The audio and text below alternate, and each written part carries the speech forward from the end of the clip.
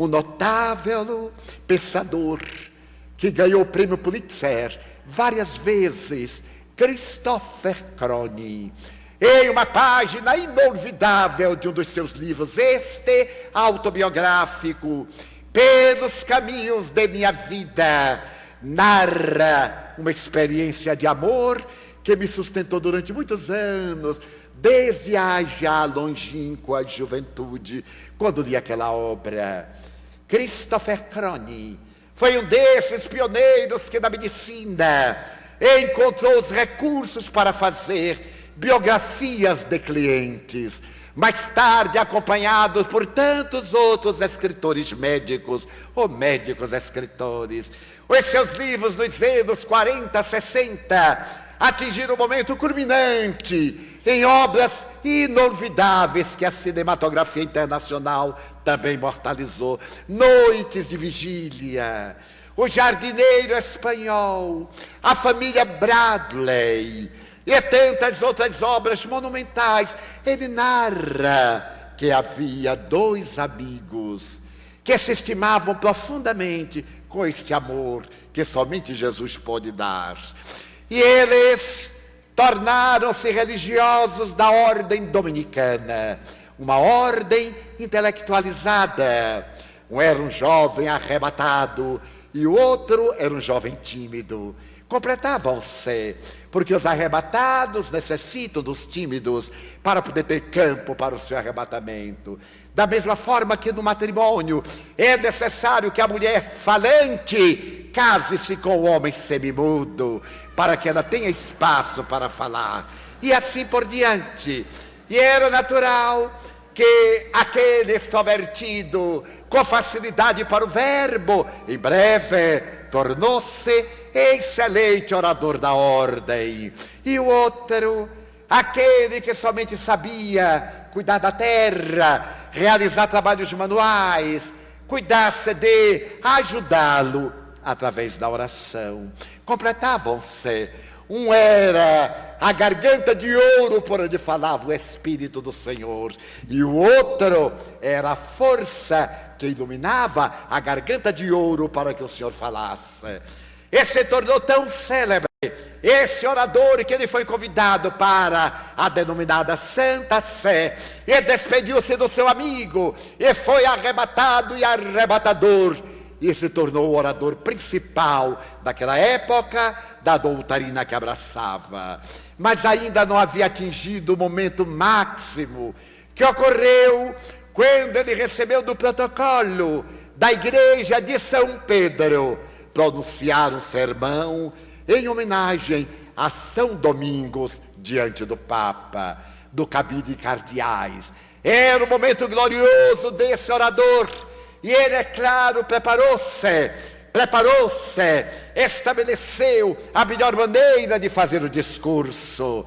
E na hora aprazada, com a Catedral de São Pedro repleta, ele subiu ao púlpito ornamentado, olhou para aquela multidão que estava abaixo, o Papa, o Colégio Pontifício, e tomado de emoção e de vaidade, ele começou as saudações. E no instante, quando ia adentrar-se na mensagem, titubeou. Algo estranho aconteceu-lhe, faltou-lhe inspiração, a mente pareceu desaparecer-lhe da mente, ela mesma anulava-se. Ele começou a transpirar, reiniciou o discurso, não havia inspiração, não sabia o que dizer, então simulou um desmaio para sair da situação embaraçosa. Naturalmente foi retirado e outrem o substituiu. Ele foi levado para uma recâmara, ali mesmo nos aposentos papais, e começou a perguntar: mas o que passa? O que aconteceu? A inspiração. Naquele momento ele estava inspirado. Nesse momento pós-desmaio, ele sabia o que ia dizer, ele possuía a habilidade de contornar qualquer situação. Por que não? Diante do Papa, das representações diplomáticas, Deus meu, a angústia tomou-lhe conta. E ele começou a definhar nos dias que seguiram. Fez uma revisão histórica da sua existência.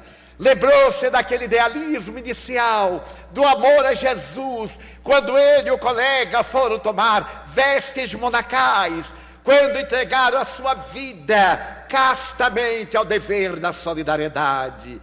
Nesta reflexão profunda, ele pôde ver-se crescendo, aplaudido, cobiçado, invejado, detestado, e a vaidade tomando de conta. Jesus agora distante, ele era a voz que anunciava alguém de quem se havia apartado, que ele já não conhecia exatamente. Era um exímio orador, a retórica era uma flor perfumada dos seus lábios. Lembrou-se do amigo, e uma estranha saudade assereou-se-lhe do coração e da alma, e ele resolveu visitar a cidadezinha modesta, aonde havia nascido, para retornar à casa-mãe, onde iniciara os seus eloquentes discursos. Ali chegara e foi recebido com as homenagens mentirosas da terra, mas logo seu semblante denunciou o desvalimento íntimo, a depressão, e com todo carinho ele recebeu a homenagem do prior. Então perguntou en passant: e fulano? Ah, fulano morreu, mas não soube. É verdade, ele morreu há 3 semanas. Foi uma morte quase violenta, uma pneumonia galopante, e ele faleceu. Todos sentimos a sua saudade. Então ele perguntou: e onde está o túmulo dele? Ali num claustro. Ele procurou saber exatamente a data, a hora. Deus meu, eram minutos antes do instante em que ele ia falar. Mas que curioso, que havia, que ponte era essa? Então foi levado à sepultura, e ali ele reviu o amigo querido, ignorado. Então o prior disse: toda vez que ele sabia que você ia realizar um discurso, ele ajoelhava-se na capela e orava. Durante todo o tempo em que o ato litúrgico e o discurso demoravam, continuava fazendo os seus trabalhos modestos e vivia praticamente em função da sua glória. Ele morreu exatamente no dia em que nos disse que seria o maior da sua vida. Ele lamentou muito e pediu desculpas por não estar aqui na terra e poder orar. Então ele compreendeu que a sua inspiração era o amor daquele amigo. Naquele momento, ajoelhou-se por sua vez, conforme a sua confissão religiosa, e verteu longo pranto à memória do seu amigo, e abandonou as opulências mentirosas do mundo para poder substituí-lo, isto é, realizar a tarefa modesta que ele fazia, cuidando do pequeno jardim, do modesto pomar, cuidando dos trabalhos braçais e reservando determinadas horas para dedicar-se a Deus na intimidade da capela e orar, porque o amor é o grande inspirador da oração. Quando qualquer aflição nos surpreenda, quando qualquer dificuldade nos assinale e não soubermos que fazer, perguntemos ao amor, e o amor responder-nos-á. A pergunta ao amor deverá ser feita através da oração, porque orar é falar a Deus, e logo depois o silêncio da meditação para escutar a resposta de Deus.